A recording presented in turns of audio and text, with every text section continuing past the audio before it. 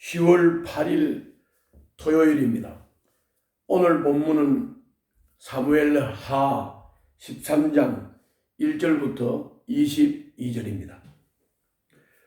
오늘 본문의 줄거리를 말씀드리면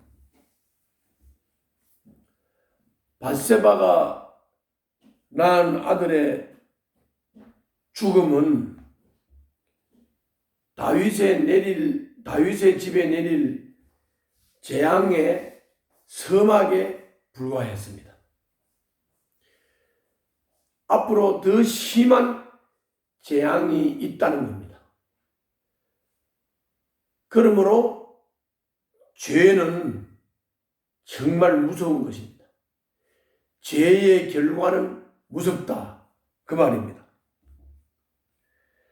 다윗의 장자 암논이 이복 동생인 압살롬의 누이 다말을 강간하는 일이 생겼습니다. 이 일로 인해서 이 일이 쌓이고 쌓여서 끝내는 압살롬이 암논을 죽이고 왕이 되고자 반란을 일으키는 이런 자리에까지 갔습니다. 이것이 다윗의 죄로부터 시작된 것입니다. 그러므로 죄는 정말 단절하고 살아야 됩니다. 하나님만 바라보고 말씀을 따라 좌우로 치우치지 말고 살아야 합니다. 사람이 연약하여 그렇게 할 수 없기 때문에 주님을 의지해야 됩니다. 주님의 도우심과 인도하심을 구해야 합니다.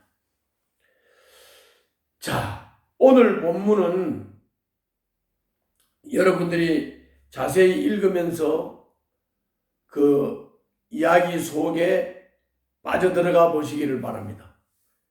참 흥미롭고도 그 복잡한 인간을 이해할 수 있는 아주 중요한 본문입니다. 저는 이 본문을 요약해서 설명을 해드리도록 그렇게 하겠습니다. 먼저 1절부터 11절을 보면 다윗의 집에 대한 징벌이 계속되고 있음을 볼 수 있습니다.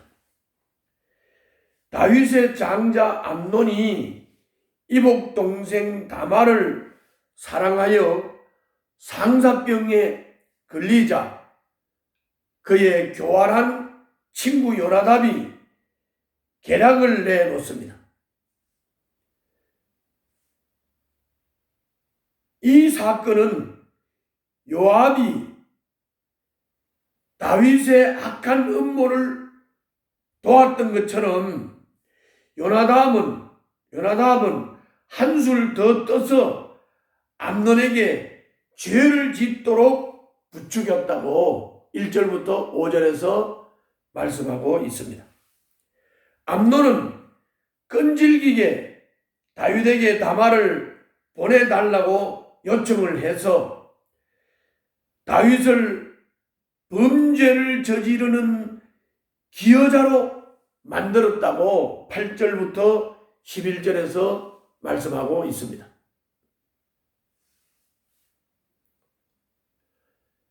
이제 다윗 왕의 지시에 따라 다말이 오라버니 암논의 집으로 가서 빵을 구워서 먹도록 했습니다. 그런데 그 다말을 침실로 들어오게 해서 직접 먹여달라고 했는데 직접 침실에 들어가서 먹여주려고 하니까 다말을 안고 범죄를 하려고 암논이 시도를 했습니다. 다말이 여러 말로 설득을 하지만 암논은 막무가내였다고 12절부터 14절에서 말씀합니다. 암논이 다말을 진심으로 사랑을 했다면 다말의 말대로 다윗에게 정식으로 구했을 것입니다.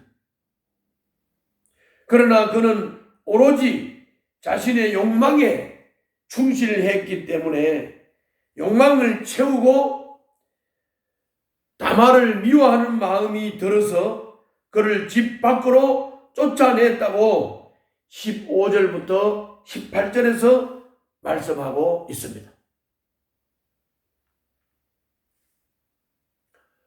이 암논의 행한 소식이 다윗에게 전해졌습니다.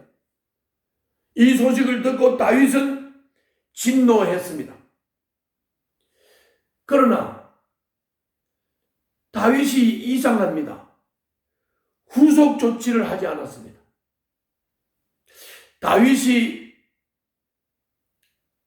자기의 밧세바를 범한 범죄 때문에 이런 문제를 매듭짓지 못하고 칼로 자르듯이 이게 단호하게 처리를 하지 못하고 그냥 후속 조치 없이 그냥 진노만 하고 넘어갔습니다. 이에 압살롬은 암논에 대한 복수를 꿈꾸면서 조용히 힘을 기르고 기회를 기다렸습니다.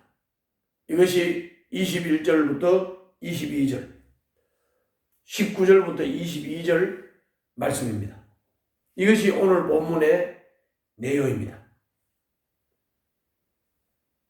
그러면 오늘 본문을 통해서 우리가 받을 수 있는 교훈이 무엇입니까? 첫 번째로는 암논은 다윗을 속여서 악행을 가담시키고 다말에게는 씻을 수 없는 수치를 안겨줬습니다. 말도 안 되는 일이 일어났습니다. 그렇지만 아무도 그 심각성을 깨닫지 못하고 바로 잡지를 않았습니다. 바로 잡으려고 하지도 않았습니다. 다윗 왕도 다시 죄를 덮어버리는 실수를 범하고 말았습니다. 이런 곳에서는 요압과 요나답 같은 기회주의자들이 득세하고 활개를 치도록 되어 있습니다. 우리의 공동체는 어떤 모습인지 살펴보십시오. 누가 무슨 잘못을 했으면, 죄를 지었으면 그것을 덮어버리는 것이 아니라 깨끗하게 깔끔하게 죄를 처리해야 되는 겁니다. 잘못한 사람들에게는 법대로 처벌을 해야 되는 것이고, 상처를 받은 사람들에게는 그게 위로를 해야 되는 것입니다. 그래야 일을 깔끔하게 처리해야 되는 것입니다. 그런데 죄를 덮어버렸습니다. 요나답과 요압 같은 기회주의자들이 활개를 치도록 만들어버렸습니다. 우리 공동체도 죄를 지은 사람에 대해서 법대로 처리하지 못하고 이렇게 죄를 덮고 쉬하는 이런 모습이 없는지를 한번 살펴보시기를 바랍니다. 죄를 덮으면 그것은 반드시 더 큰 것으로 문제를 만들어낸다는 것 꼭 기억하셔야 되겠습니다. 두 번째로는 21절입니다. 거기 21절에서 다윗 왕은 이 이야기를 모두 듣고서 몹시 붕괴하였다 이렇게 되어 있습니다.